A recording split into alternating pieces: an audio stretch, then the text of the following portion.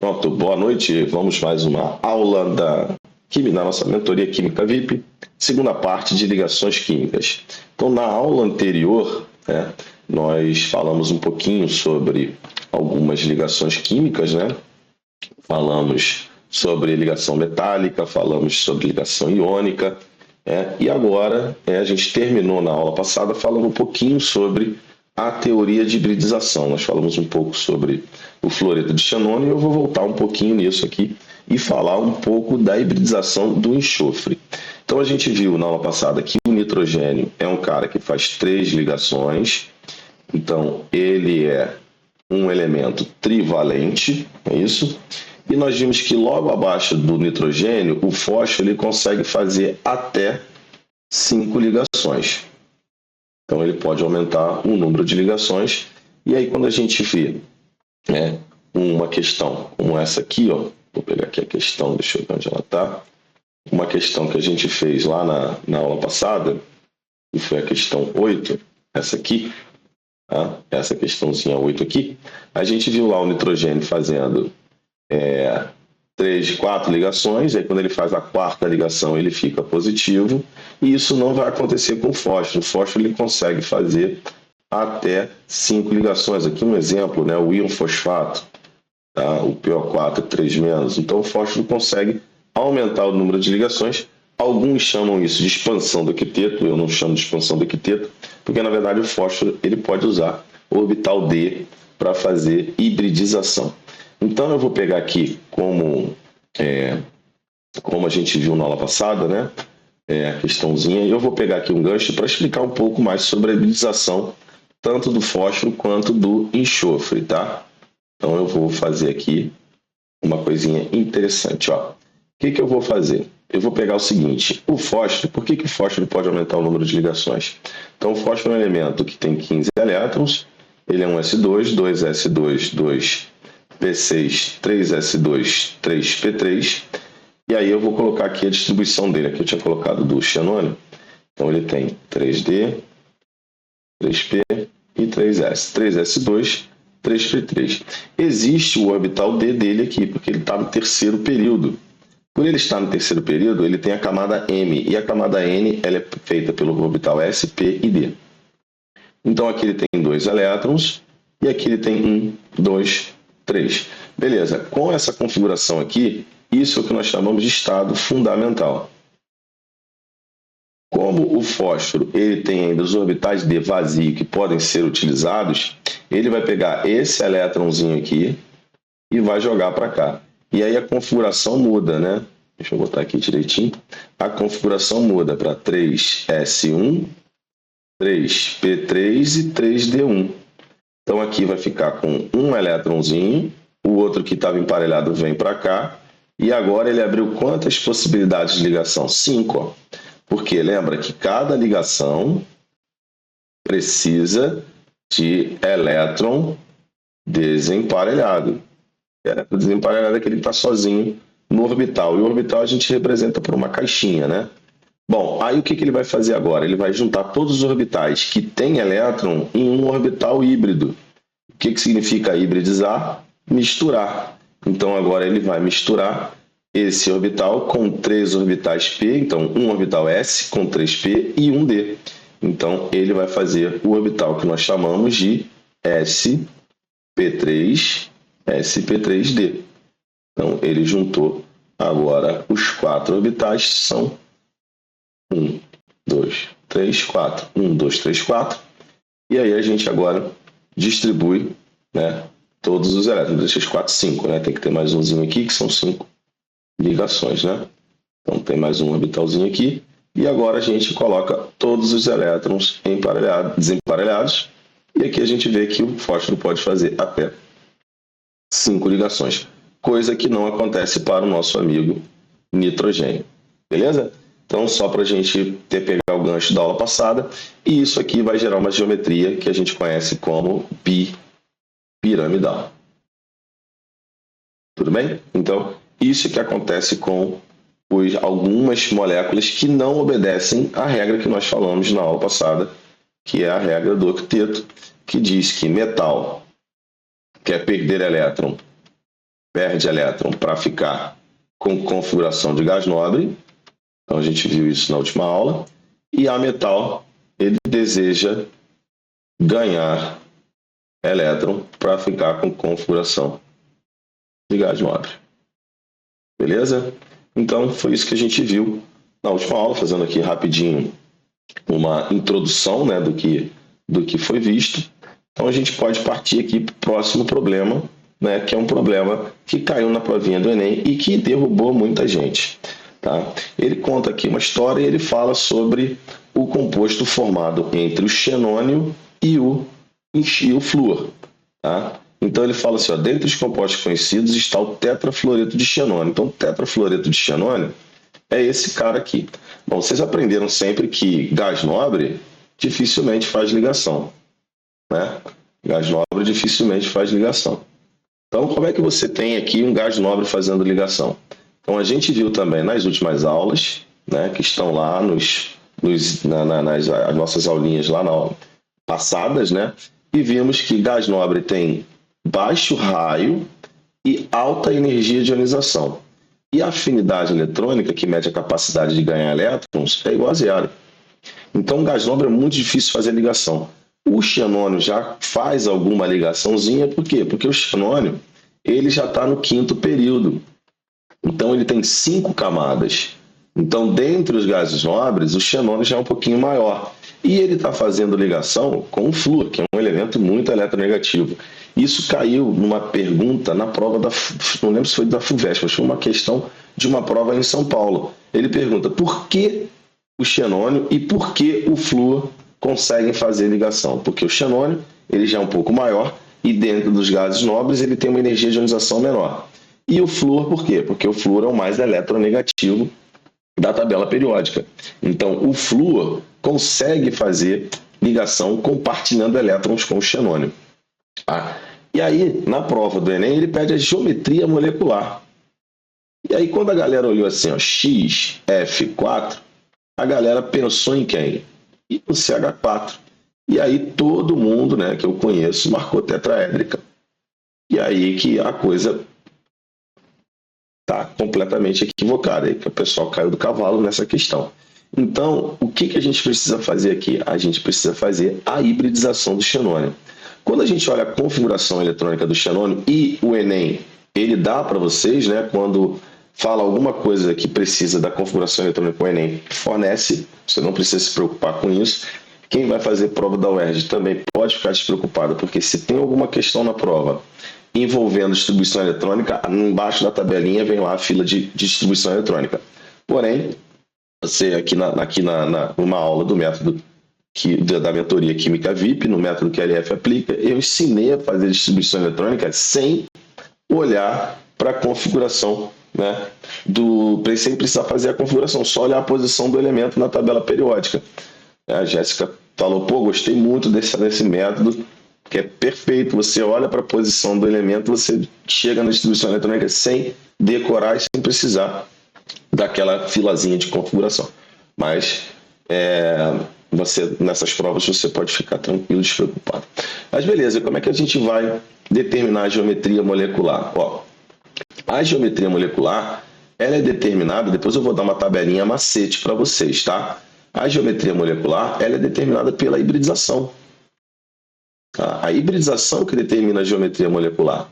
Então, se você tem uma hibridização do tipo sp3 e o cara tem 4 ligações, tá? Vou botar 4 ligantes, tá? Porque não necessariamente 4 ligações. Vou botar que o cara tem 4 ligantes, a geometria é tetraédrica. Então, um exemplo aqui é o carbono sp3, né? Ligado a vários, né? Pode ser diferentes ou não, mas com 4 ligantes. Eu estou colocando aqui o que a gente utiliza, né, de ligação cheia e tracejada, que é para representar, né, a ligação para frente, essa cheia, e a ligação tracejada é essa para trás. Então aqui eu tenho 4 ligantes, então esse cara é tetraédrico. Bom, existe o sp3 com 3 ligantes, e aí a hibridização, a geometria é piramidal. Então quem faz esse tipo de estrutura? A amônia. O nitrogênio na amônia é sp3 E quando ele faz 3 ligações, isso aqui é piramidal. E existe a hibridização sp3 com geometria angular.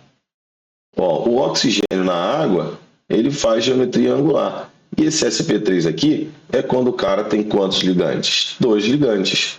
Então, sp3 com 2 ligantes vai ter uma geometria angular. Então, aqui é angular, aqui é piramidal e tetraédrico. Então, sp3 pode ter 3 geometrias diferentes.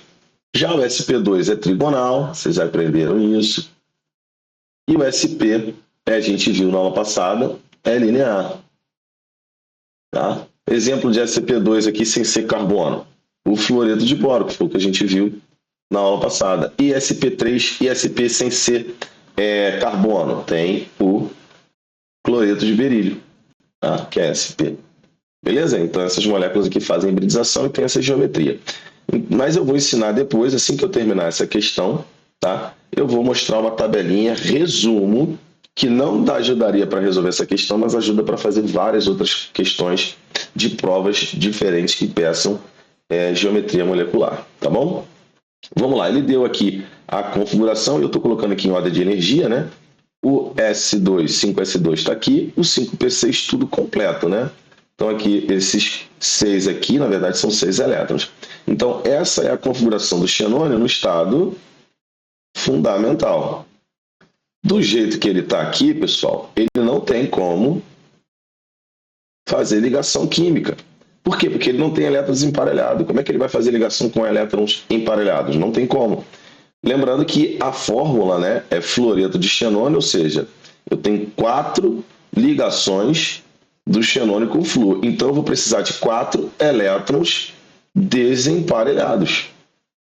Mas como o xenônio ele está na 5ª camada, ele tem um orbital 5D lá vazio. E o que ele vai fazer? Ele vai pegar um elétron que está emparelhado no S, vai jogar para cá, e vai pegar um elétron desses daqui emparelhados no P e jogar para cá. E aí ele vai para o que nós chamamos de estado excitado. Então ele excitou 2 elétrons, aqui aí passa a configuração é 5s1, e um elétron daqui do P veio para cá, aí ele tem D1. E aqui, como era 5p6, passa a ser 5p5. Então fica um elétron desses aqui, eu escolhi o primeiro, tá? Poderia ser qualquer um. Um elétron desse aqui desemparelhou aqui para cima. Só que isso aqui é muito instável, tem muita energia, porque você está colocando elétrons num orbital de mais energia, ao invés de elétrons ocuparem os níveis de mais baixa energia. Então o que ele vai fazer? Ele vai fazer a hibridização. E essa hibridização, tá? Essa hibridização ele vai usar aqui para ele fazer 4 ligações. Desculpa, ele tem que desemparelhar mais um, né? Então ele precisa desemparelhar mais um aqui, ó. Para ele poder fazer 4 ligações, ele tem que desemparelhar mais um. Então ele vai colocar mais um elétron aqui. Então vai ficar 5D2, na verdade, e aqui 5P4. E aí ele vai usar um orbital S, 3 orbitais P e 2 orbitais D. E agora olha quantos lugarzinhos ele tem para fazer ligação, ó. Ele vai fazer ligação aqui, ó, aqui, 3, na verdade aqui, tá? Opa, desculpa, eu acabei apagando a caixinha aqui. P6, F4, então ele vai fazer essa hibridização aqui, ó, 1, 2, 3, 4, 5, né? Ele vai botar os elétrons, ele hibridizou aqui um S, vamos contar aqui direitinho, ó, deixa eu apagar aqui porque esse negócio ficou estranho, tá? Ele pegou o S2, ele vai fazer 4 ligações, né? Deixa eu fazer tudo direitinho aqui, bonitinho. Ó. Ele vai desemparelhar esse elétron aqui, ó. Esse elétron desemparelha, joga para cá. Aí vai abrir 2 casinhas, tá vendo? Essa casinha aqui, eu vou jogar ela aqui para vocês verem, ó. Esse orbital S aqui, ele está usando, tá? Vai ficar com um elétron. Agora ele vai ter que desemparelhar, deixa eu voltar aqui, Ctrl Z. Ele vai desemparelhar mais elétrons aqui do P. Opa, caixinha, volta aqui. Vou desenhar ela aqui. Ele vai desemparelhar mais elétrons do P aqui, ó. Que tinha todos os elétrons emparelhados. 5P6, ó. Tudo emparelhado. Então ele precisa desemparelhar mais uma caixinha. Então, ao desemparelhar mais uma caixinha, beleza. Ele ficou agora com caixinhas desemparelhadas. Na verdade, ele não vai desemparelhar o S não, tá? O S ele vai deixar. Ele vai desemparelhar só aqui no P, ó. Desemparelhou esse aqui, vai usar todo mundo, ó. Aqui 2 desemparelhados, e aí ele vai juntar todo mundo, tá? Ele vai juntar 1, 2, 3, 4, 5 orbitais aqui, tá? E aí ele vai fazer o sp3d2, tá? Para ele fazer 4 ligaçõezinhas, tá bom? Aqui está desemparelhado, aqui, ó. 1, 2, 3, 4.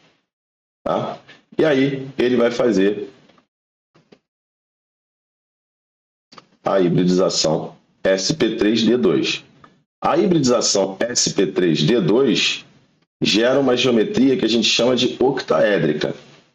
Tá? Eu vou desenhar aqui os orbitais bonitinhos, deixa eu só botar a forma e tinta em forma. Para ele ficar um quadradinho bonitinho aqui. Tá? Pronto. Tá? Ele vai ficar aqui com 5s2, 8 elétrons, beleza. Aí agora ele vai colocar esses 4 elétrons emparelhados aqui. Tá? Opa, Gabriel entrou. Ele vai ficar com esses 4 elétrons emparelhados aqui para fazer as ligações. Tá? Então, 1, 2, 3, 4, 5. 5 orbitais, aqui tem o sexto, né? Sexto orbital. E aqui os outros 2 elétrons emparelhados, que seria esse aqui e esse aqui. Tá vendo? Então aqui, quem vai entrar aqui? Vai ser um flúor, aqui outro flúor, aqui outro flúor e aqui o quarto flúor. E o que é isso aqui? É o par de elétron que sobra. Então quando a gente desenha a estrutura do xenônio, do fluoreto xenônio, ó, ele vai ter essa estrutura aqui. Na aula passada eu desenhei a forma do octaedro. O octaedro, como o enxofre faz, um octaedro, que o enxofre faz 6 ligações, teria ligação aqui e aqui, ó, nessas 2 posições. O xenônio não faz, porque ele está fazendo só 4. Então, é como se eu apagasse esse flúor daqui e esse daqui e colocasse par de elétrons. Olha o que sobra. Justamente o quadrado, que é a geometria dessa molécula. Tá? Essa molécula ela é quadrado planar. Tá? Porque ela vem de um sp3, deixa eu tirar aqui o tinta em forma, ela vem do sp3d2, que é um octaedro, mas só que ele tem 4 ligantes. Então, sp3d2 com 4 ligantes, a molécula é quadrado plano. Se a hibridização for sp3d2 com 6 ligantes, como é o caso do fluoreto de enxofre, esse cara aqui, ó, a gente tem a geometria octaédrica. Tá? Tem até aqui na opção, ó, octaédrica, tá vendo? Tem até aqui. Então, muita gente marcou tetraédrico, gente. Muita gente marcou tetraédrico. Não é tetraédrico, ela é quadrado plano. Beleza? Então, aqui eu consigo ver nesses orbitais preenchidos aqui, né? Nesses orbitais híbridos, sp3d2, eu consigo ver 1, 2, 3, 4 elétrons emparelhados, as 4 ligações do xenônio, e os 2 pares de elétrons que sobram aqui, porque o xenônio ele tem 8 elétrons na última camada. Tá aqui, ó. 2 aqui vão fazer ligações, o que a gente desemparelhou na hibridização, e esses 2 sobram na forma de par. Olha eles aqui. Então, isso é muito interessante, né? A gente fazer isso, mas eu vou ensinar para vocês depois, numa outra questão que a gente vai fazer de geometria, eu vou ensinar para vocês uma tabelinha que ela vai ajudar bastante na sua vida aqui e em várias outras questões. Então, eu trouxe essa questão aqui porque essa questão ela derrubou muita gente boa na prova do Enem. Belezinha, galera? Então, a hibridização ela é importante também para a gente explicar essa próxima questãozinha aqui, para vocês entenderem o que é ligação sigma, ligação pi.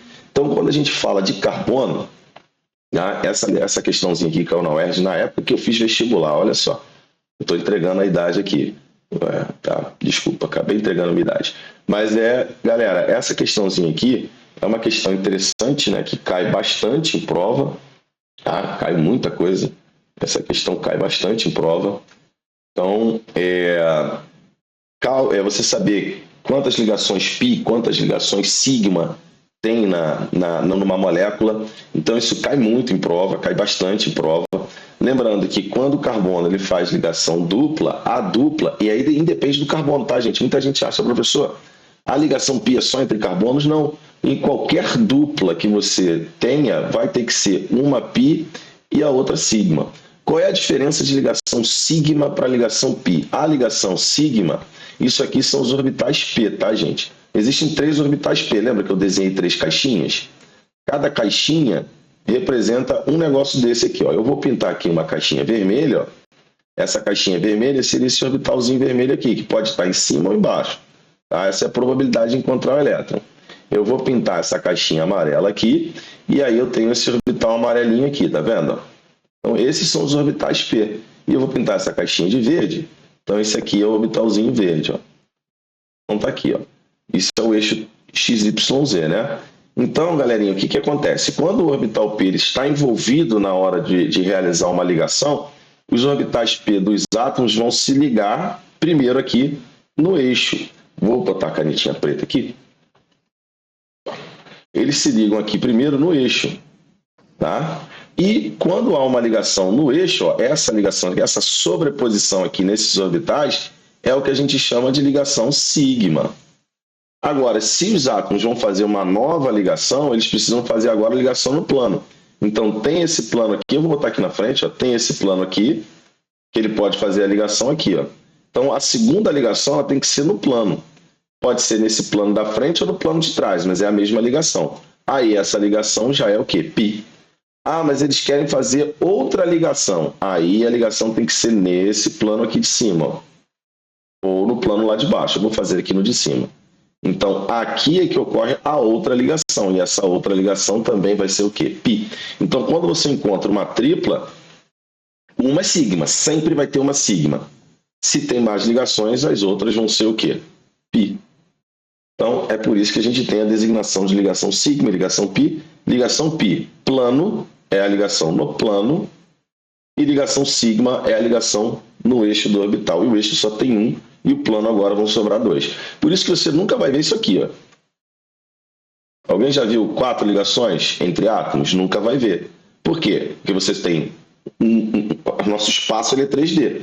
Então, uma ligação já fechou um plano. A sigma, ela já fecha um plano. As outras vão ser π e vão usar os outros 2 planos. Então, a gente está falando aqui de 3D, né, gente? Beleza?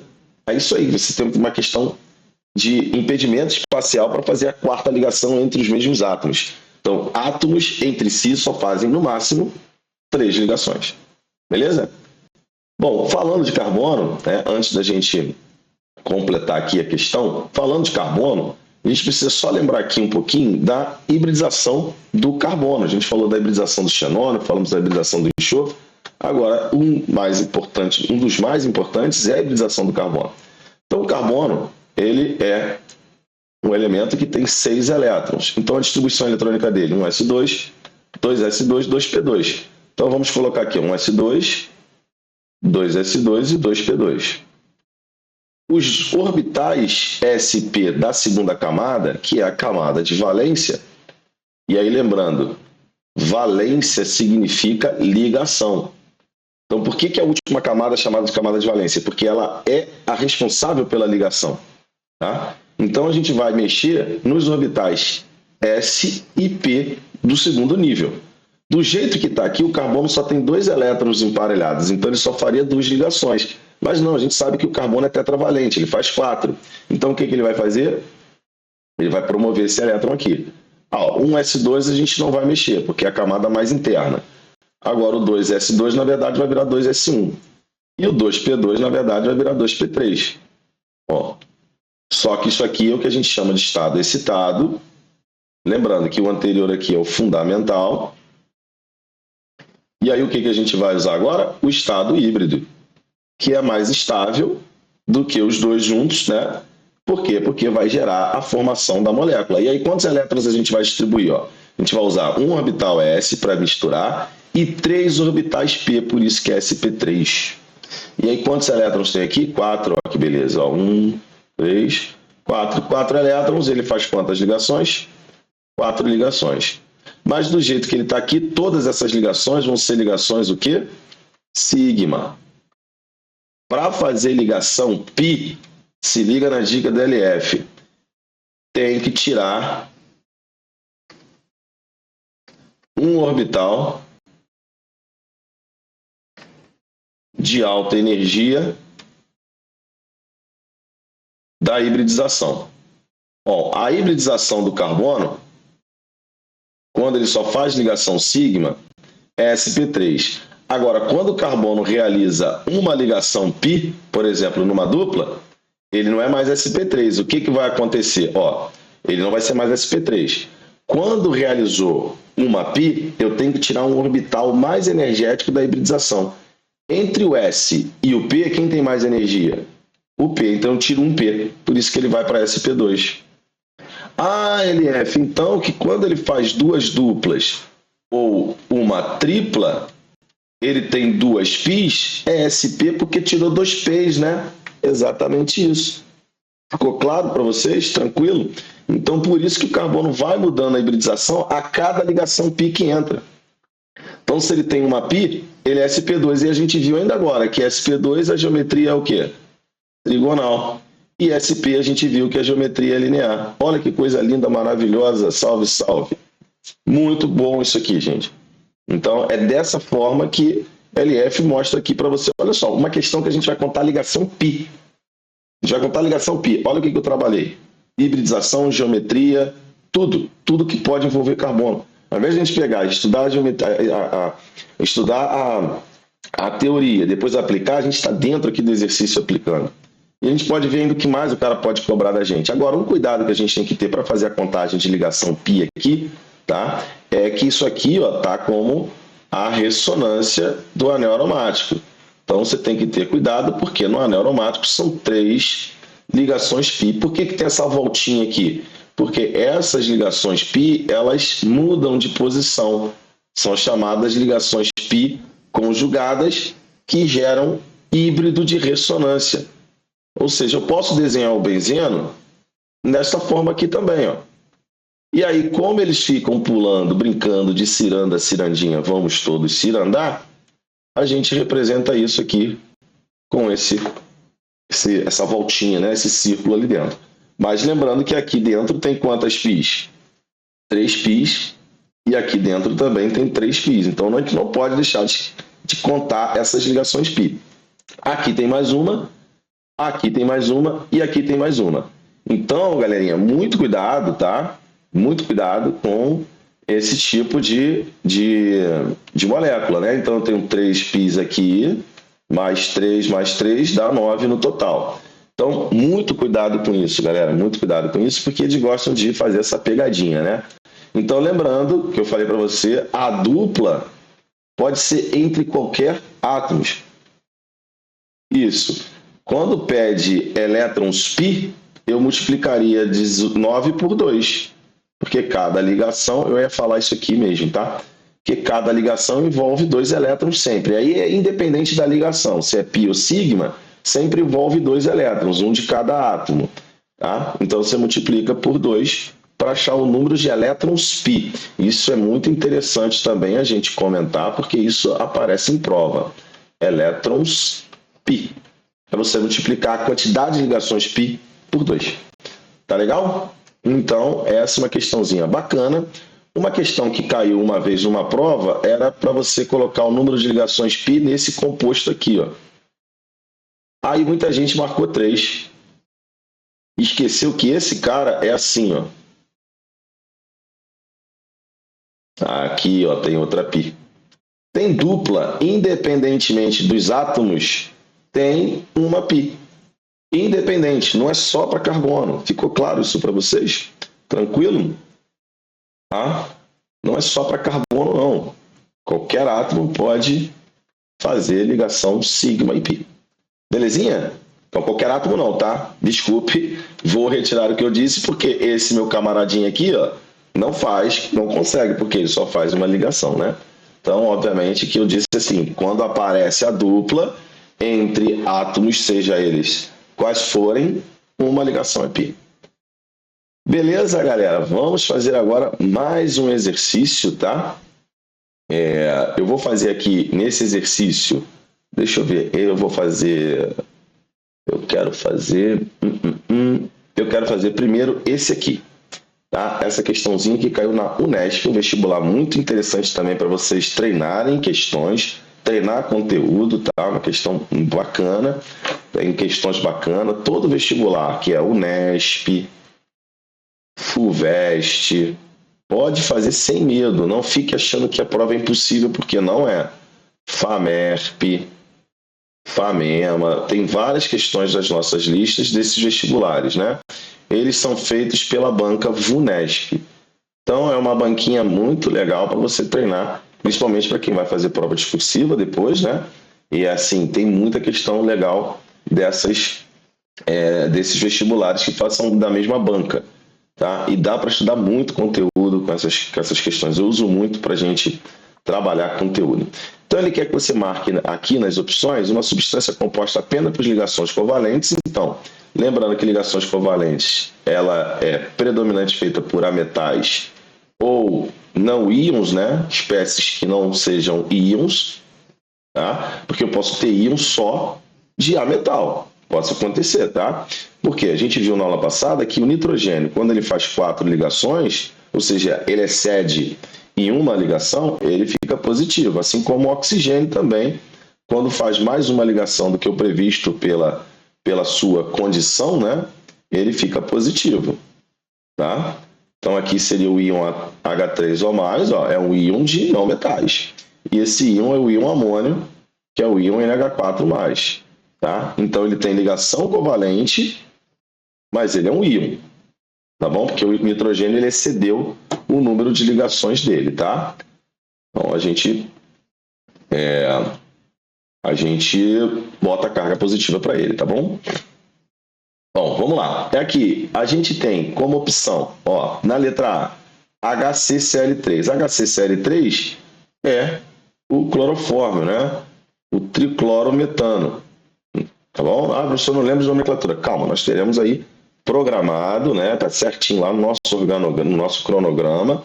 Na semana que vem a gente começa, se eu não estou enganado, na semana que vem, não, na próxima, eu acho.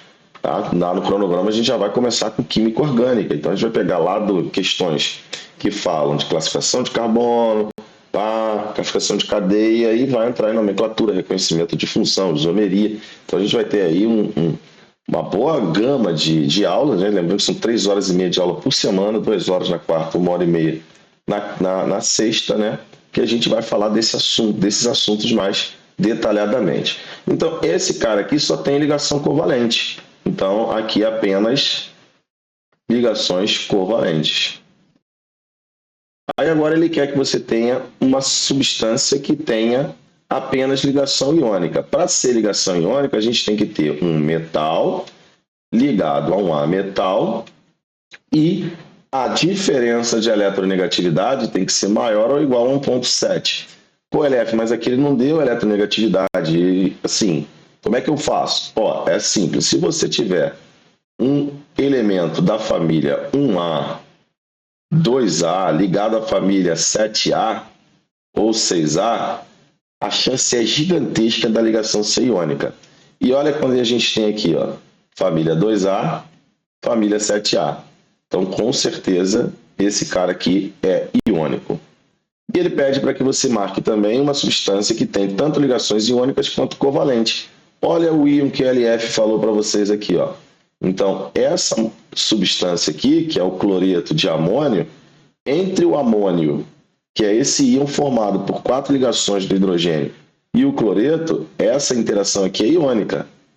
Só que a formação do íon amônio tem ligações covalentes entre os hidrogênios e o nitrogênio. Então, a gente tem um misto de ligação iônica quanto covalente. Então, está aqui, é a letrinha A, beleza? Na questão é a letra A. Tá? Eu quero fazer essa questão, olha aqui de onde é, FAMERP 2024. Lembrando que a gente vai ter, a partir da semana que vem, uma aula de 2 horas durante o sábado, 2 sábados por mês, uma aula só para corrigir prova discursiva. No próximo sábado, o ERG 2025, tá bom? No próximo sábado agora, quem está assistindo gravado, né? É no próximo sábado, 2025, tá bom? Mas também tudo aqui fica gravado, você só acessar depois para poder avaliar. Beleza? Para poder assistir. Bom, ele conta aqui o etanol é produzido da cana-de-açúcar, papapá, ele dá aqui as reações químicas que ocorrem, né? A queima do etanol, a queima do hidrogênio, ele compara um com o outro, beleza. Ele dá os calores de formação, tá? Isso aqui a gente trata em termoquímica, também está previsto no Química VIP, a gente falar de termoquímica. A gente vai fazer um pouquinho aqui da questão, mas a ênfase maior é em ligação, então eu vou dar uma ênfase na letra A, beleza? Vamos lá, escreva a fórmula eletrônica, e até facilitou sua vida. Sempre que falar de fórmula eletrônica, você tem que colocar os elétrons envolvidos nas ligações, tá? E isso cai muito aonde? Na UERJ. A UERJ adora cobrar fórmula de Lewis, mas aí a UERJ não explica o que é a fórmula de Lewis, não, você tem que saber. Então, fórmula de Lewis, toda vez que você escutar o nome desse cara aqui, Lewis, é alguma coisa que envolve elétrons. Tá? Teoria ácido-base de Lewis envolve doação e recepção de par de elétrons. Tá legal? Bom, vamos lá, galera. Aí ele diz assim, a fórmula de Lewis para a molécula do CO2. Opa! CO2. Galerinha, CO2. O carbono faz quantas ligações? 4. O oxigênio precisa fazer 2 ligações. Tá? E o oxigênio tem 6 elétrons na última camada. O carbono tem 4. E aí o outro oxigênio com 6 também. Vejam que ele não está preocupado, né, em perguntar para você a fórmula, a molécula, a geometria da molécula. Mas olha só, qual seria a hibridização desse carbono aqui? O carbono, no CO2, ele está fazendo 2 duplas. Se ele faz 2 duplas, ele tem 2 ligações π. E a gente viu que cada ligação π tira um orbital p. Então, como o carbono ele hibridiza sp3, quando ele faz 2 π's, caem 2 orbitais p, ele é sp. Então, a fórmula eletrônica de Lewis é essa aqui, tá, gente? Acabou, você não precisa fazer mais nada. Ah, professor, tem que colocar os tracinhos aqui? Não, não coloca. Fórmula eletrônica de Lewis é sem tracinho. Se eu colocar pode me dar errado, não corro o risco. Tá? Eu oriento isso, não corra esse risco. Não vai estar errado, mas é bom não correr o risco. Tá? O que você pode fazer aqui é o seguinte, ó, os pares de elétrons do carbono você deixa mais próximo aqui do oxigênio, para configurar a ligação. E por que esses pares vão estar mais próximos dos oxigênios? Porque os oxigênios são os mais eletronegativos. Então, eles puxam os elétrons da ligação. Olha quanta coisa a gente está trabalhando numa questão, gente. É muita coisa. Tá? Então, olha só, essa molécula, como o par de elétron, e a gente viu que a ligação covalente, ela pode ser apolar ou polar.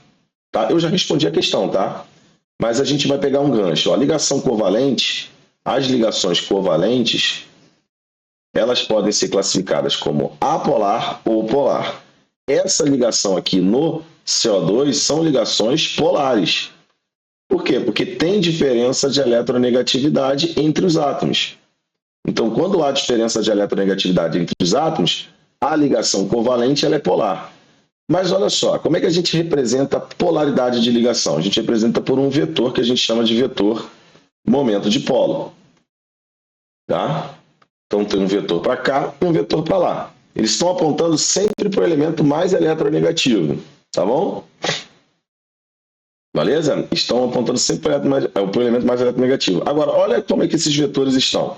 Eles estão em sentidos opostos. Então, esses vetores, quando a gente calcula o somatório dos vetores momento de polo, isso aqui a gente chama de μ resultante, tá? Porque o vetor momento de polo a gente chama de μ, tá? μ é o símbolo para vetor momento de polo. Quando a gente faz a soma vetorial aqui, ela dá 0. E isso aqui faz com que a molécula do CO2 seja apolar. Beleza?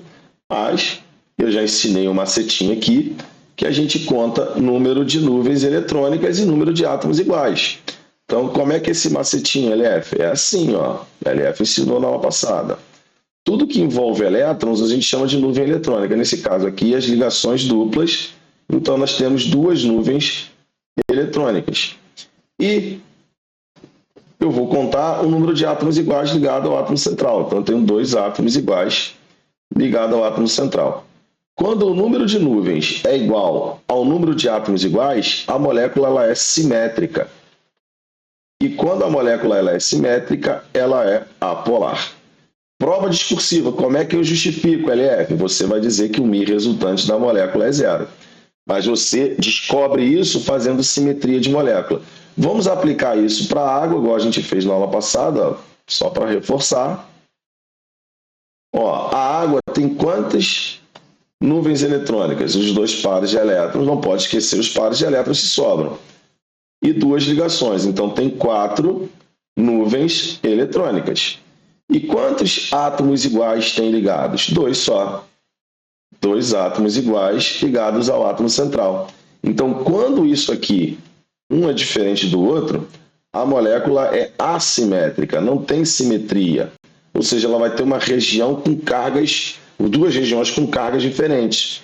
Tá? Então, a gente chama, qualquer molécula a gente chama de dipolo. E essa molécula ela vai ter um dipolo. Essa região do oxigênio é negativa e a região do hidrogênio é positiva. Então, isso é um dipolo que é sempre permanente. Tá? Então, no caso do CO2, ele não tem um dipolo permanente, ele só vai ter um dipolo momentâneo. Tá? Por isso que essa molécula ela tem interação fraca, já a água tem interação forte. E quando ocorre assimetria, a molécula ela é polar. E aí o μ resultante dela é diferente de 0. Então, questão discursiva, se pergunta para você se a molécula é polar ou apolar, você vai basear sempre no μ resultante a sua resposta. Mas você pode verificar com a teoria de simetria e assimetria.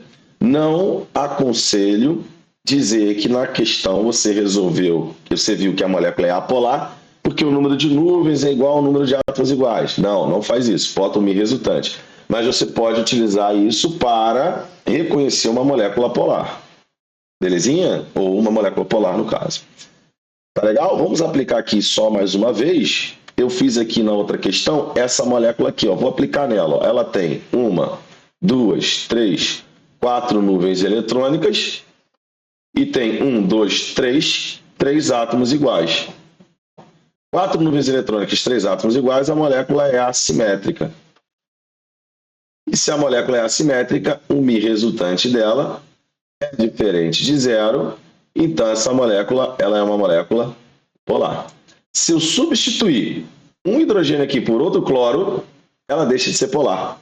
Ela passa a ser apolar porque agora eu vou ter 4 átomos iguais e 4 nuvens eletrônicas.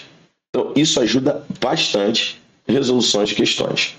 Beleza? Então, existe aqui também, né, uma outra parte do exercício. Eu acho que dá para vocês resolverem, né? Calcule o volume ocupado de 100 gramas de gás hidrogênio nas CNTP. Então, lembrar que nas CNTP, vou ajudando aqui, ó, CNTP, 1 mol de qualquer gás, 1 mol de gás tem 22,4 litros, tá? Então, opa, esse litro saiu errado, sou esquisito. Então, como eu tenho 100 gramas de hidrogênio, eu vou trabalhar com 1 mol de hidrogênio. Então, 1 mol de hidrogênio tem 2 gramas e 22,4 litros. Lembrando que isso a gente vai também ter o nosso momento de estequiometria dentro do curso. Tem 2 semanas para trabalhar bem estequiometria, para trabalhar grandezas químicas. Então, 3 semanas, na verdade, para fazer tudo isso dentro do curso. Aqui o nosso curso, tá? Isso está previsto. Aí tu vai colocar 100 aqui e aqui você vai achar o volume de hidrogênio. Tranquilidade pura. O cálculo da energia, eu não vou me alongar muito aqui nesse buraco do queijo, tá? Porque o nosso objetivo, ligações químicas. Mas a resolução da questão, ela tá lá no gabarito da lista, tá? Qualquer dúvida é só perguntar, mas eu vou deixar ela meio que arrumada aqui para você, tá? Porque ele pede para você calcular a energia em quilojoule produzida na combustão. Então, tu tem que saber quanto vale o ΔH dessa reação aqui. A gente tem que saber calcular. Isso tudo a gente vai aprender lá em termoquímica. Tá? Mas a gente calcula ΔH de reação de 3 métodos diferentes. Se for dado o ΔH de formação, ó, essa aqui é uma reação de formação. Essa reação aqui de baixo é uma reação de formação. E cuidado, esse valor aqui de energia, está sendo liberado. Logo, o ΔH de formação da água, que é essa reaçãozinha aqui, é menos 286 kJ. Ah, professor, está positivo aqui, sim, porque está considerando a energia como um produto. Tá? Então, ela no ΔH ela é negativa porque está sendo liberado. Como é que a gente calcula ΔH de reação, dados os ΔH de formação? Você vai pegar o somatório, a gente vai aprender isso, tá? O somatório do ΔH de formação de todas as substâncias que estão no produto e diminuir com o somatório do ΔH de formação das reações das substâncias que estão no reagente. Então, o que é produto aqui para a gente? CO2 e água. Você vai pegar o ΔH da água, que é esse aqui, multiplicar por 3 vezes o ΔH de formação da água, porque o ΔH de formação ele é por mol, nessa reação eu estou com 3 mols de água. Você vai pegar o ΔH de formação do CO2, que está ali na tabelinha, ó, e multiplicar por 2, e vai diminuir do ΔH do álcool, tá? Multiplicado por 1. E o oxigênio, substância simples, o ΔH de formação é 0. Então, isso tudo você vai fazendo aqui, ó, e baixar o ΔH da reação. O ΔH da reação, ele vai ser dado para 1 mol de álcool, porque é o álcool que está aqui com o coeficiente estequiométrico igual a 1 na reação. E ele pede para você calcular a energia produzida em 10 gramas de gás hidrogênio. Opa, gás hidrogênio aqui, depois você vai fazer uma soma, né? Qual a entalpia de combustão do etanol? A gente já vai calcular aqui a entalpia de combustão do etanol, é essa aqui que a gente calculou.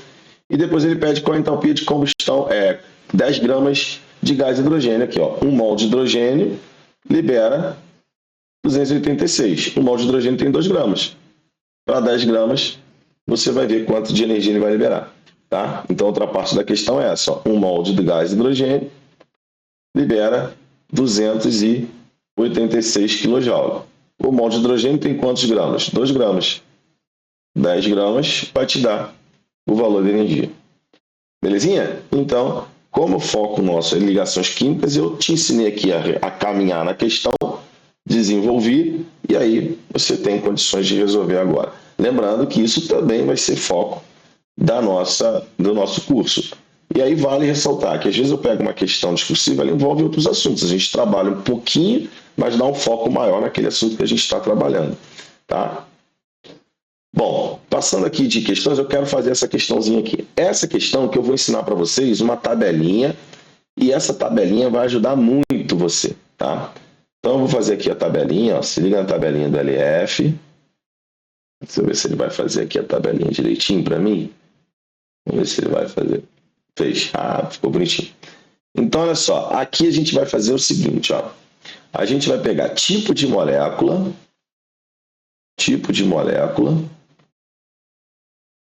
família do átomo central. Vou ensinar para vocês o que é isso, tá?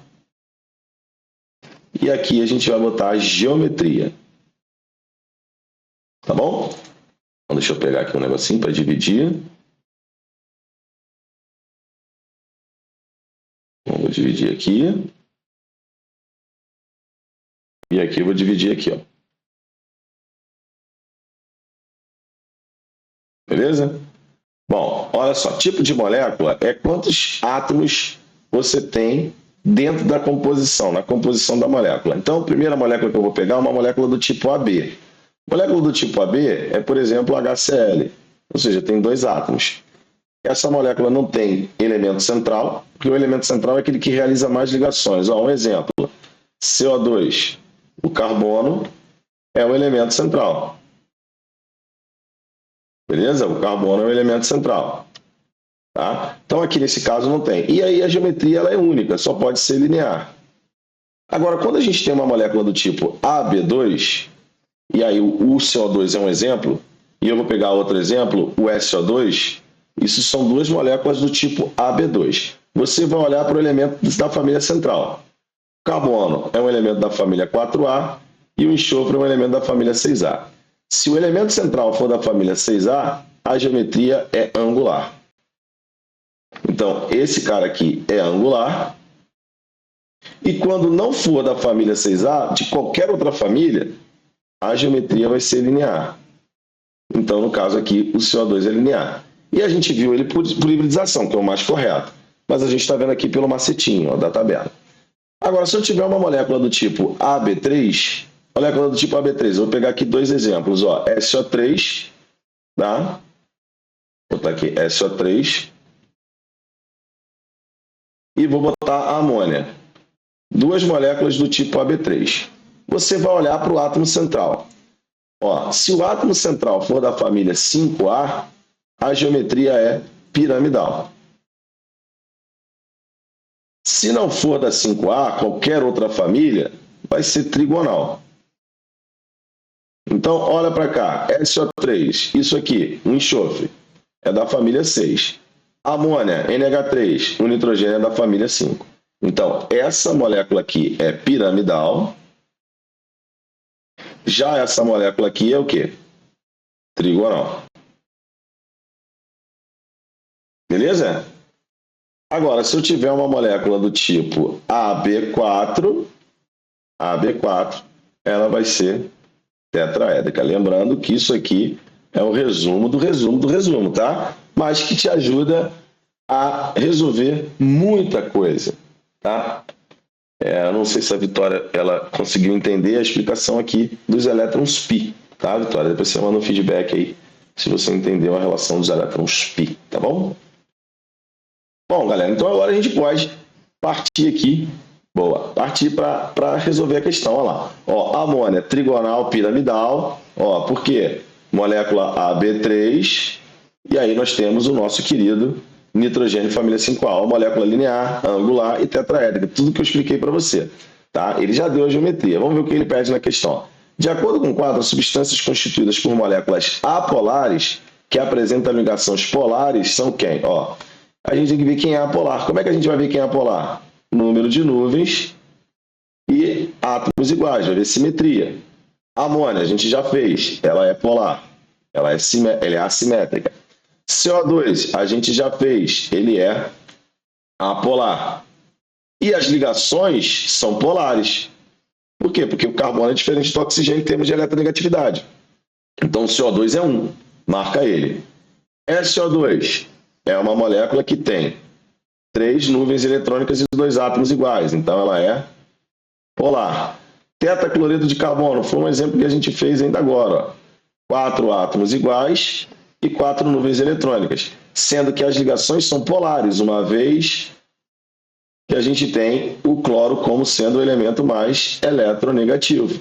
Então, a tetraédrica também é formada por ligações polares, mas ela é apolar, ou tetracloreto de carbono. Então, é dióxido de carbono e tetracloreto de carbono, letra B. Belezinha? Muito bom, muito bom. Aqui, ó. Olha só, vamos aplicar agora a nossa tabelinha. Eu vou até cortar a tabelinha aqui, quer dizer, eu vou copiar ela. Vou copiar ela aqui, Ctrl C, ó, e vou jogar ela para cá, ó. Muita tecnologia. Então tá aqui, ó, a nossa tabelinha aqui, e a gente vai trabalhar ela, ó. Deixa eu ver se ela vem toda para cá. Vem aqui, vem.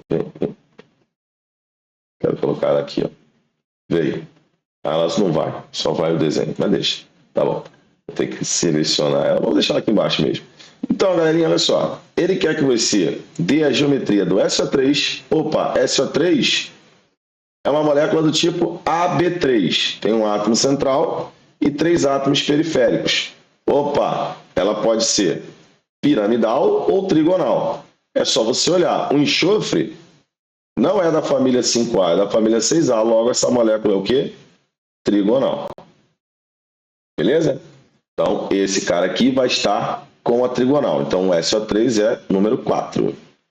H2S. H2S é uma molécula do tipo AB2. Vamos olhar para o elemento central. Se ele for da família 6A, a molécula é angular. Opa, o enxofre é o elemento central. LF, como é que eu sei quem é o elemento central? O elemento central é aquele que realiza mais ligações. Então, aqui você tem um enxofre e 2 hidrogênios. Os hidrogênios estão ligados a esse enxofre. Tá bom? Então, se o enxofre, como é um representante da família 6A, essa molécula H2S é angular. E o angular é o número 2. Bom, cloreto de berílio é uma molécula do tipo AB2, mas o berílio não é da família 6A. Então, aqui, ó, na nossa tabelinha, ó, ele é de uma família 2A.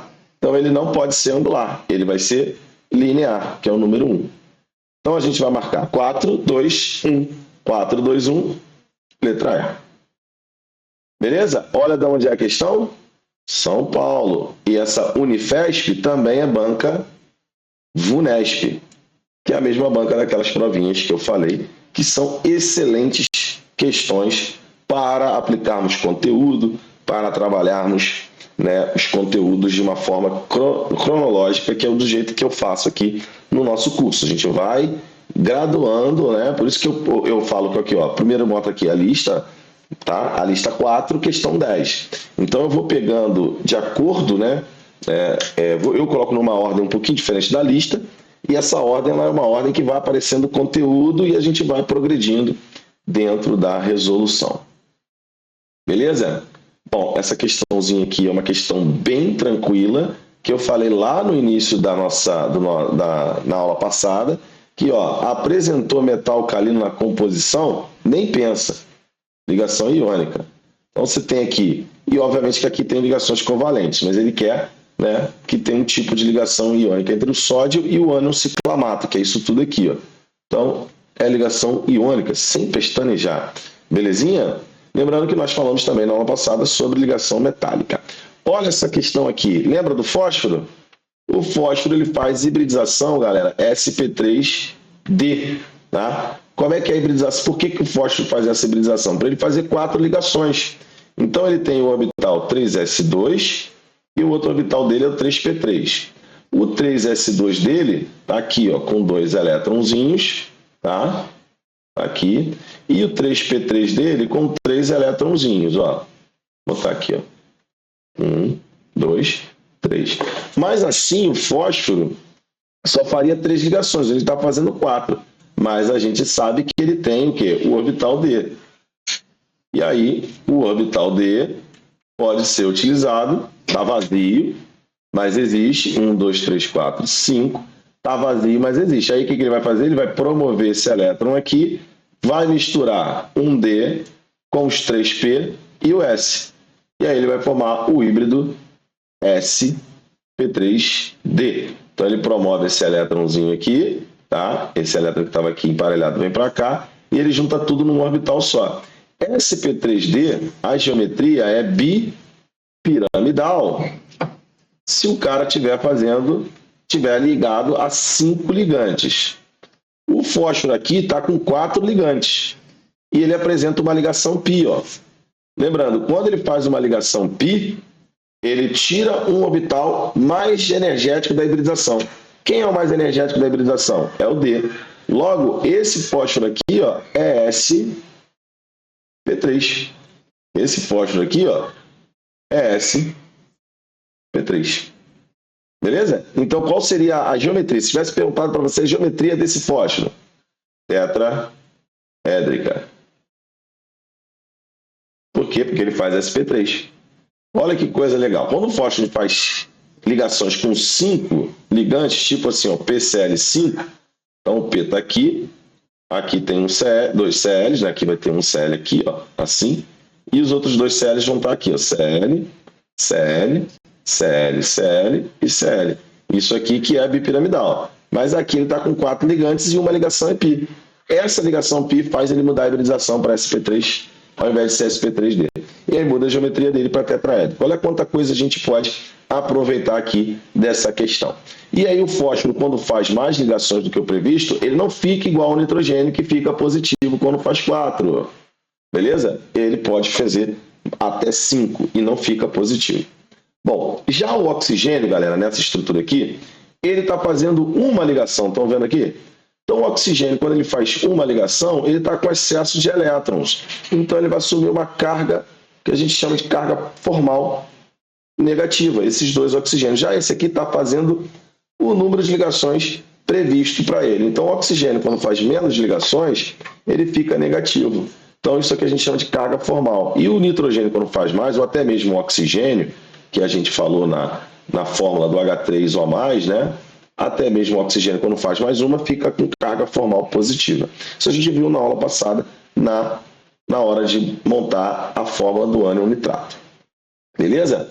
Então a gente marcaria, ele diz assim, ó, ao se calcular as cargas formais de cada átomo na estrutura apresentada, conclui que são nulas, com exceção dos átomos OA e OC.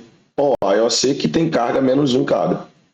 Por quê? Porque o oxigênio está fazendo menos ligações do que o previsto. E isso explica para a gente a fórmula do monóxido de carbono ser isso aqui, ó. O carbono fazendo menos ligações do que o previsto, ele fica negativo, e o oxigênio fazendo mais ligações do que o previsto, que são 2, fica positivo. Não existe isso aqui, ó. Nesse caso aqui, isso não existe. Não é isso. São 3 ligações simples. O carbono, quando faz menos, fica negativo, e o oxigênio que está fazendo mais uma fica positivo. No geral, a fórmula é o quê? É neutra, porque é um positivo com um negativo, eles se anulam. Tá legal? Bom, galerinha, muita informação. Vamos para mais uma questãozinha e muito legal. Olha só, paraquat ou dicloreto de 1-dimetil 4 linha bipiridínio, tá aqui o cara. Ele tem lá, ele conta a historinha, ele pede assim, esse composto químico contém em sua formulação ligações.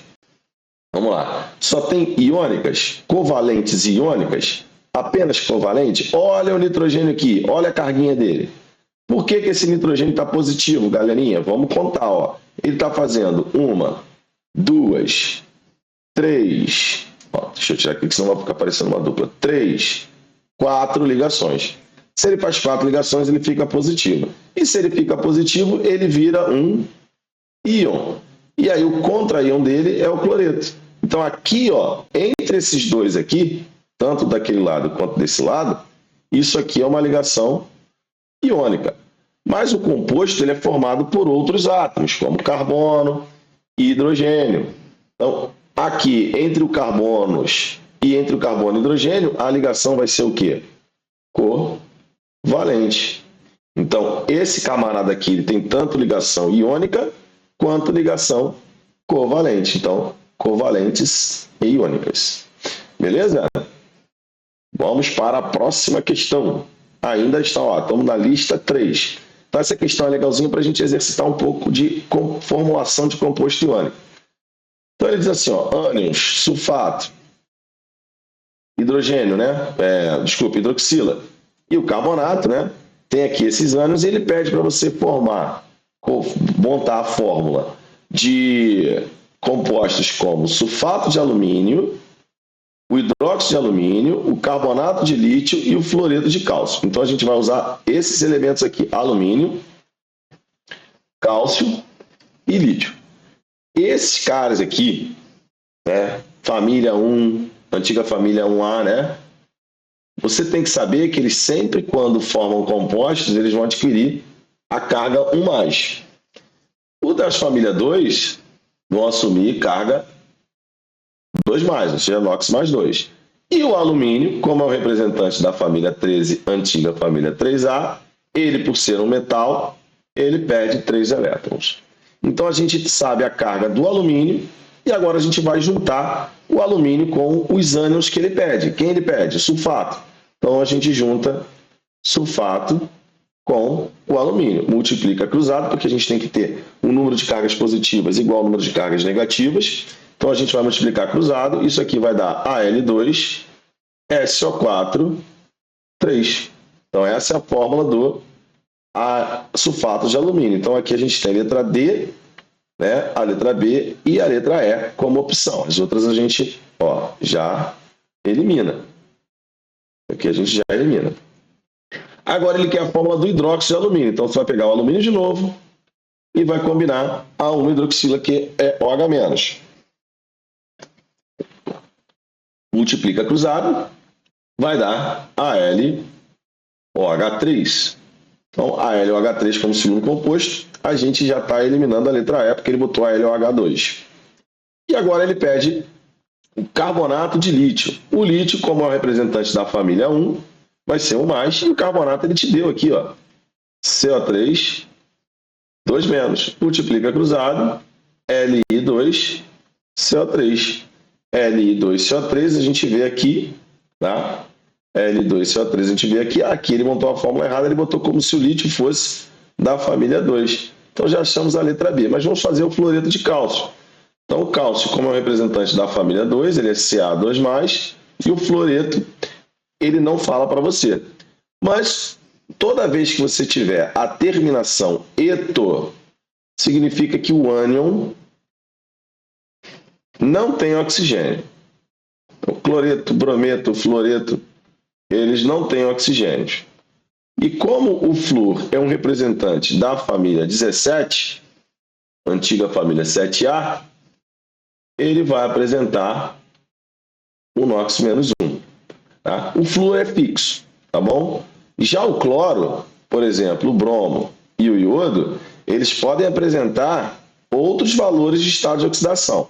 Eles podem apresentar -1, e quando é que eles vão ser -1? Quando eles não tiverem o quê? Oxigênio. Então, -1, quando eles apresentarem o quê? Fórmulas sem oxigênio, eles vão ser sempre -1. Agora, dependendo da quantidade de oxigênios ligados, ele pode ir para +1, né? Eles podem ir para +1, para +3, podem ir para +5 e podem ir até para +7. Isso vai depender da quantidade de oxigênios ligados a eles. Vejam o interessante. Olha só. Qual foi a variação daqui para cá? Qual é a variação daqui para cá? Qual é a variação daqui para cá e daqui para cá? Sempre de 2 em 2. Por quê? Porque cada oxigênio que entra, o oxigênio é sempre -2. Cada oxigênio que entra na fórmula do composto que tenha cloro, bromo e iodo, vai aumentando o NOx dele em 2 unidades. Então, olha só, o exemplo aqui, ó, HClO4, o NOx do cloro aqui é +7. Se eu venho para o HClO3, eu tirei um oxigênio, ele cai para +5. Se eu for para o HClO2, ele cai para +3. Se eu for para o HClO, ele cai para +1. Se eu for no HCl, ele é -1. Aí, ó, tá aqui. Já o flúor não faz ligação assim com o oxigênio, porque o flúor sempre vai ser -1. O flúor não entra nessa jogada aqui porque o oxigênio não consegue arrancar elétrons do flúor, uma vez que o flúor é mais eletronegativo do que ele. Tá? Então isso aqui acontece só com esses carinhas aqui. E isso aqui é um gancho absurdo para a nomenclatura. Nomenclatura de compostos inorgânicos. A gente, quando for falar de nomenclatura, a gente vai trabalhar bastante dessa maneira aqui, vocês vão entender perfeitamente. Ninguém vai precisar decorar muita coisa, tá? Não vai decorar, porque eu vou trabalhar com o estado de oxidação e a família. Então, a família vai indicar para você e o estado de oxidação vai te indicar a nomenclatura. Então, você vai tirar de letra nomenclatura de compostos inorgânicos, tá bom? Bom, vamos fazer mais uma questãozinha. Essa questão aqui é muito legal, porque ela trabalha justamente com o que é ligação covalente e ligação iônica. Então, diz assim, a tabela abaixo apresenta pares de elementos químicos e a classificação das suas ligações interatômicas. Todos os elementos são representativos e não pertencem à família do carbono, nem ao grupo dos halogênios. Então, beleza, vamos lá. Baseados nas informações fornecidas, podemos classificar o elemento químico de número 3 como, ó, quando tem 1 com 2, a ligação é covalente. Logo, 1 é ametal e 2 também é ametal. Quando 3 liga com 1, iônico. E quando 3 liga com 2, iônico. Logo, 3 é o quê? Metal. Metal com ametal vai fazer ligação iônica. Belezinha? Bom, eu quero agora fazer essa questão aqui, que eu só deixei a letra A, tá? Ele diz assim na letra A, ele vai pedir para você equacionar a reação de combustão do metano. Toda reação de combustão, você vai pegar o combustível, vai reagir ele com oxigênio, e esse combustível, se você só tem carbono e hidrogênio, ele libera CO2 e água. Tá bom? Quando ele pede para você montar a equação, você tem que botar os estados físicos, tá? Se você botar água gasosa aqui, ele não vai te dar errado, mas priorize o estado físico, a temperatura e pressão ambiente, tá? Tudo bem que aqui é uma reação de combustão, a água pode entrar no estado gasoso, tá? Você pode colocar tanto gasosa quanto líquida que ele não vai te dar errado. O número de carbonos vai ser o número de mols de CO2. E o número de hidrogênios, a metade do número de hidrogênios é o coeficiente da água. Então, se tem 4 hidrogênios, eu vou botar 2 para a água. Beleza? Agora eu vou equilibrar esse meu amigo aqui, que é o oxigênio, porque aqui tem 2, com 2 aqui, 4, eu vou colocar um 2 aqui. Lembrando, volto a frisar, teremos aula para falar de equilíbrio de equações, coeficientes para equilibrar, se a equação for de oxo-adição, como é que a gente faz, enfim, tudo isso está sendo, tá sendo previsto no nosso cronograma. Então ele pediu a equação completa e pede para você citar a geometria da molécula do metano. Opa, metano é uma molécula do tipo AB4. Carbono sp3. Aí você escolhe do jeito que você quer ver. Se é carbono sp3, a molécula é o quê? Tetraédrica. Olha que coisa linda, maravilhosa.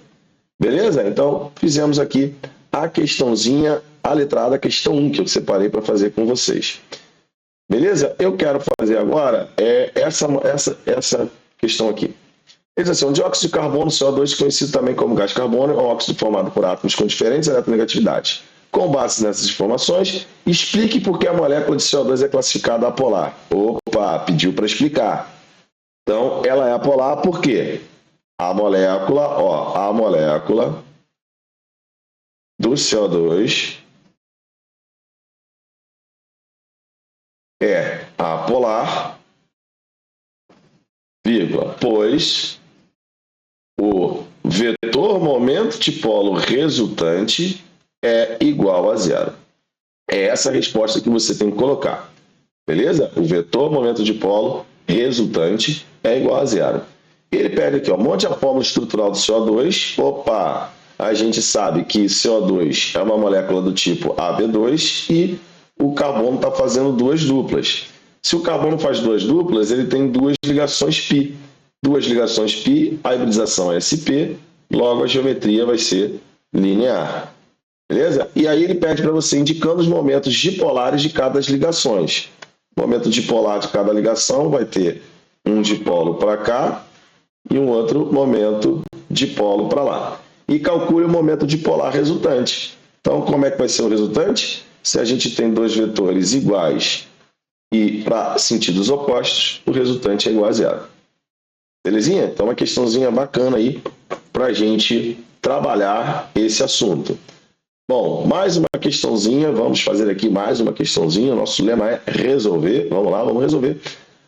Sabe, ele diz assim, considere os seguintes compostos todos contendo cloro, BaCl2, CH3Cl, CCl4 e NaCl.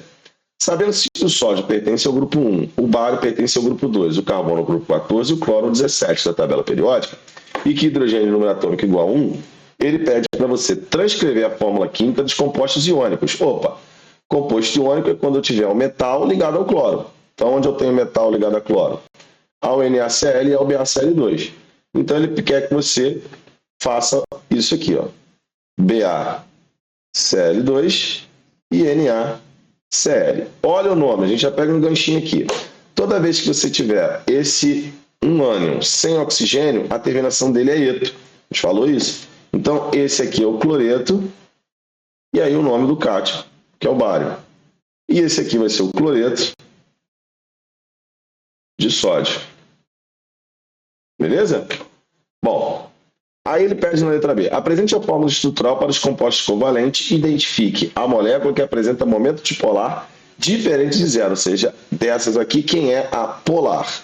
Vamos lá, letra B. Então ele quer apresente a fórmula estrutural para os covalentes. Então, você tem carbono no centro, e o carbono é tetraédrico. Então, a gente tem que desenhar aqui o carbono tetraédrico. Eu vou fazer aqui para os dois. Nesse aqui eu tenho um H, um Cl e o Cl. Aqui nós temos tudo Cl. Tudo Cl.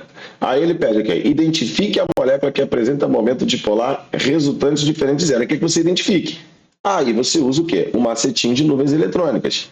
Aqui eu tenho 1, 2, 3, 4 nuvens eletrônicas. E quantos átomos iguais? 1, 2, 3. 3 átomos iguais. Vou botar em verdinho aqui. 3 átomos iguais. Então, essa molécula aqui, ela é a molécula assimétrica. Então, se ela é assimétrica, o μ resultante dela é diferente de zero. Logo, essa aqui que é a molécula polar. Tá? Já essa aqui, tem 4 nuvens eletrônicas e essas 4 nuvens eletrônicas estão distribuídas por 4 átomos iguais. Então, essa molécula aqui, ela é simétrica, ela tem simetria, e ao apresentar simetria, o μ resultante é igual a 0. Então, essa aqui é uma molécula apolar. Então, ele pediu para você indicar a molécula polar. Beleza? Estamos aqui ainda na lista 1, tá? Viram que eu troquei de lista, sempre olhando aqui para cima, tá? Que você vai ver a lista, tá? Qual é a lista que a gente está trabalhando, tá bom? Ó, não se faz mais nobres como antigamente, pelo menos na química.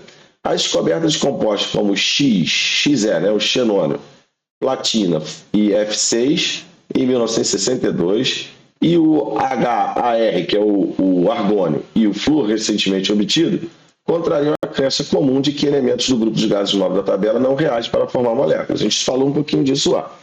Explique por que os gases nobres têm essa tendência de baixa reatividade. Então, os gases nobres têm essa tendência. Olha o que você tem que explicar, tá? Os gases nobres são os menores elementos dos respectivos períodos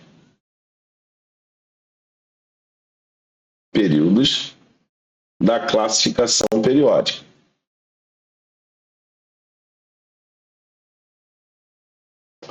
Vírgula, o que confere a eles uma alta energia de ionização. Ponto. Como a afinidade eletrônica é praticamente zero, praticamente nula, os gases nobres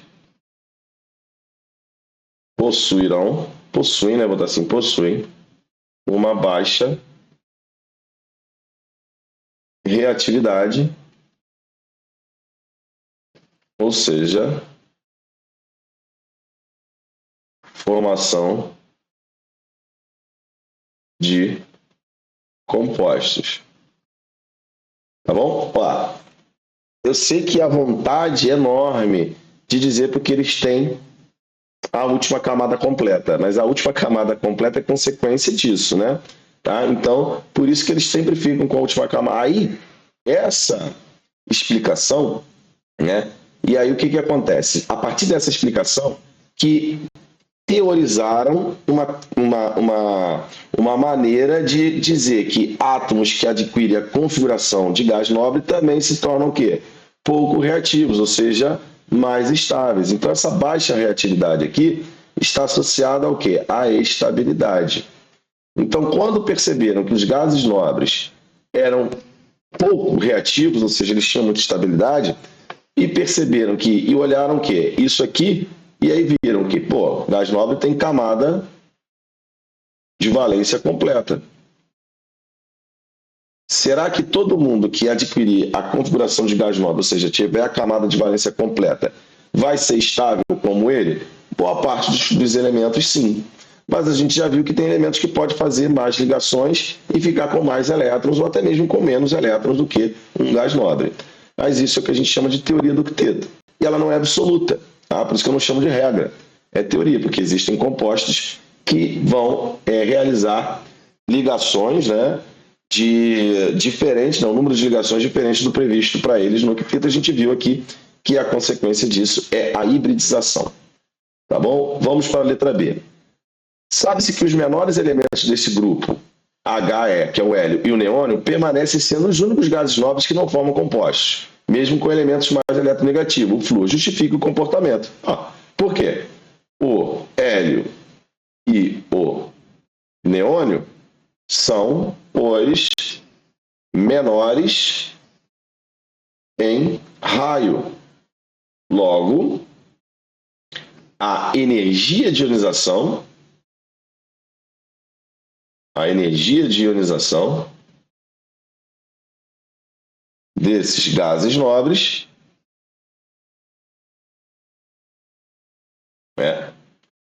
a energia de ionização desses gases nobres é elevada,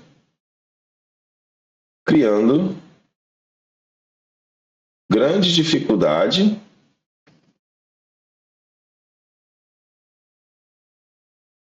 de realizar ligações. Tá? Eu sei que eu estou na frente aqui, deixa eu subir aqui um pouquinho. Realizar dificuldade de realizar ligações químicas. Ó, eu vou dar uma enfeitada aqui, ligações químicas, mesmo com átomos muito eletronegativos. Então, olha só, o que eu faço sempre que eu vou fazer questão discursiva com vocês? Eu vou fazer o seguinte, ó. Eu quero que vocês, não quero que vocês copiem a minha resposta. Eu quero que vocês percebam quais elementos são primordiais para você tirar, né, o certo na questão toda. Então, olha só, na letra A, você tem que dizer que os gases nobres eles são estáveis por quê? Porque eles têm alta energia de ionização, afinidade eletrônica nula, e isso confere baixa reatividade, o que, consequentemente, né, ele tem camada completa, e aí ele ter camada completa dá essa estabilidade. Mas a estabilidade é por causa das energias, que é grande para você tentar tirar um elétron, e para ele ganhar elétron ele não quer. A afinidade é nula. Já na letra B, você tem que colocar que eles são menores em raio, e isso implica numa energia de ionização mais alta do que os elementos, os gases nobres que estão abaixo dele. Então o xenônio, eu falei para vocês, o xenônio é grande. Lembra aquela questão lá que eu falei do fluoreto de xenônio? O xenônio é maior, tá? O xenônio é grandão. Então, se ele é grandão, é mais fácil, ele vai estar mais suscetível a emparelhar seus elétrons. Já o hélio neônio, esquece, eles não estão suscetíveis a esse tipo, né, de situação no qual eles vão compartilhar seus elétrons. Tá beleza? Bom, para a gente fechar a nossa aula de hoje, a gente tem aqui mais uma questãozinha que é para a gente aprofundar um pouco o nosso conteúdo. Tem esses dois elementos químicos, A e B, com números atômicos 20 e 35. Escreva a configuração eletrônica dos dois elementos. Aí, configuração eletrônica, a gente vai usar, né, aqui a 1s2, 2s2, eu vou fazer para o A, que é 20, mas a gente podia usar a tabela periódica, tá? 1s2, 2s2, 2p6, como eu ensinei para vocês. Aqui, 3s2, né? 3p6, então já tem 4 com 6, 10, 18, e aí ele é 4s2. Beleza? Se ele é 4s2, ele é de qual família? Família 2A, né? Antiga família 2A, família 2. Tá? Tem que deixar sempre na... Se perguntarem para você a família, tá bom? Tem que colocar, ele pergunta assim, com base nas configurações, dizer que grupo da tabela periódica pertence. Família 2, tá? O grupo 2. Não bote mais 2A. Eu coloquei aqui entre parênteses só para você lembrar. Mas agora é 1 a 18, tá bom? E o elemento B, 35, a gente vai fazer a configuração eletrônica dele, 1s2, 2s2, 2p6, 3s2, 3p6, 4s2, ó, aqui já tem, ó, 4 com 6, 10, com mais 10, 20, tá? Mais 10, 20, 4s2, 3d10 e 4p3. Então, a configuração final dele, ó, é 4s2, 4p3. Então, eu somo esses dois caras aqui, ó, eu somo esse com esse, ó, P3 não, P5, perdão. Aqui é P5. Eu olhei o 30 aqui, me empolguei no 3. Então, eu somo esse 5 com esses dois, porque esses dois que são da última camada. A última camada dele, tá? A última camada do 35, é a quarta camada, que tem o subnível S com 2 elétrons e o subnível P com 5. Então, somos 2. Isso vai dar 7 elétrons na última camada. E quem tem 7 elétrons na última camada? Família 17. Tá? Então, a gente puxa aqui, ó, e diz, ó, família 17. Beleza? Então, e aí agora a gente vai para a letra B. Na letra B ele diz assim, qual será a forma do composto formado entre eles? O A, quando faz ligação por ser um metal, perde 2 elétrons. E o B, por ser da família 7, né, 17, antiga família 7A, ele, quando faz ligação, ganha 1 elétron. Então fica 2 mais e 1 menos. Multiplica cruzado, vai ficar AB2. Multiplica aqui cruzado, fica AB2. Tipo de ligação existirá entre A e B no composto formado. Como ele é um metal alcalino terroso e esse aqui é um halogênio, a ligação vai ser do tipo, a ligação será do tipo iônica. Beleza? Por quê? Porque nós estamos falando de ligação entre um metal e um ametal com diferença de eletronegatividade maior do que 1,7. Por isso que a ligação é iônica. Beleza? A ligação é iônica por isso. Show de bola, galera? Então aí, 1h30 de aula, que toda sexta é 1h30. Eu vou só parar aqui a gravação. Então, até o próximo vídeo. Vou deixar esse recadinho aqui. O próximo vídeo na nossa próxima aula. E a gente vai ter aqui dentro do Química VIP. Beleza? Fui!